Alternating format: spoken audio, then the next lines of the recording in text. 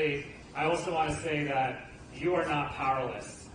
In fact, you have a lot of power. We've had a couple other town halls where people spoke up and shared their stories, and they turned into articles in the paper, they turned into news, they turned into action on our end.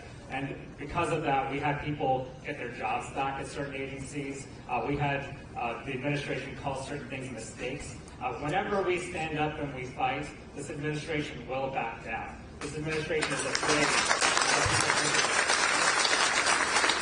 So I'm going to encourage you to continue to do that. Apparently, you can also FOIA DOGE now, so I encourage you to FOIA DOGE. Call your friends and tell them to FOIA DOGE and get all the records of all the things they want to do. At one town hall, we heard that they were actually sleeping in the buildings, and they actually had IKEA furniture coming in.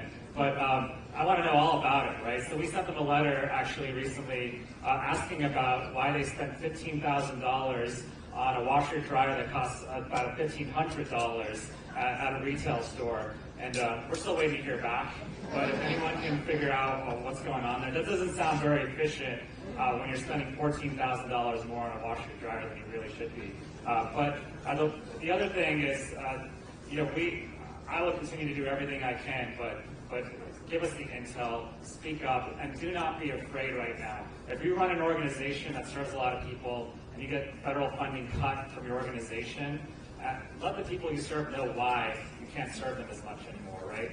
If you're an institution and you have to lay off some people because federal funding was cut, let those folks know why.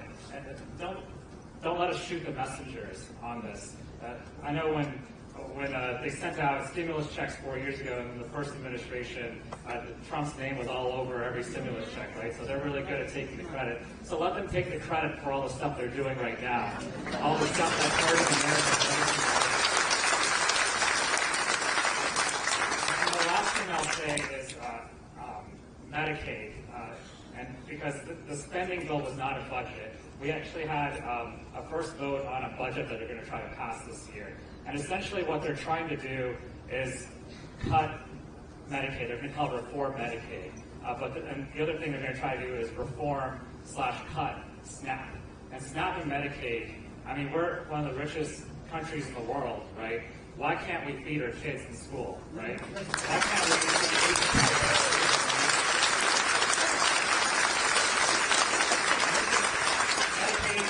Medicaid affects everyone. If you want to know someone who benefits from Medicaid, just ask your neighbor, right?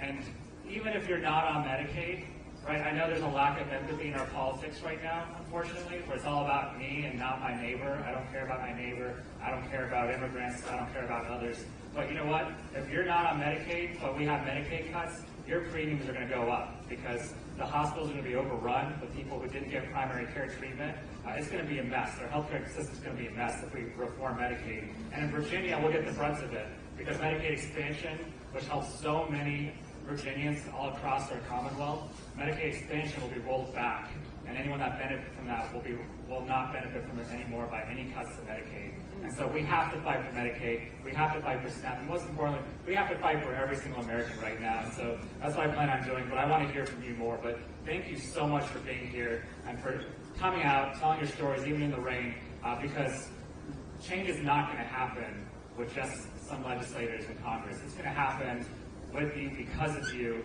and because of the work that you do. And so let this not be the last time you show up to something. We'll have more town halls, we'll have more events, but let this not be your last engagement. And I know I like being at home yelling at the TV too, right? But get your neighbors involved. Tell your neighbors your story too, right? And tell every single person in your community why it's important that you speak out and we fight back. Thank you so much for being here.